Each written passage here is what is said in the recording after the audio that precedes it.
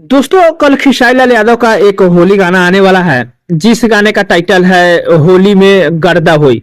दोस्तों बता दें होलिया में गर्दा हुई इस गाने को अभिषेक भोजपुरिया जी लिखे हैं और जय गुरुदेवा म्यूजिक दिए हैं। दोस्तों बता दें खेसारी लाल के साथ साथ में शिल्पी राज इस गाने को गाए हुए हैं। दोस्तों बता दें होलिया में गर्दा हुई ये जो गाना है मतलब ग्लोबल म्यूजिक जंक्शन पे देखने को मिलने वाला है। दोस्तों बता दें ग्लोबल म्यूजिक जंक्शन पे एक गाना आया था 2 हफ्ता पहले 26 या 27 तारीख के आसपास में आया था जिस गाने का टाइटल था तोर महतारी जिंदाबाद। गाने जो है काफी बेहतरीन जो है बनाए गए थे, थोड़ा मतलब रोमांटिक टाइप के गाना थे बट काफी अच्छा था।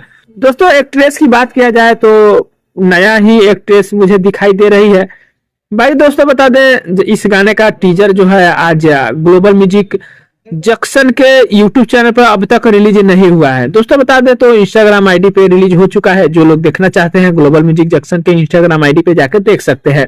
कल सुबह 7 बजे के आसपास में गाना देखने को मिलेगा।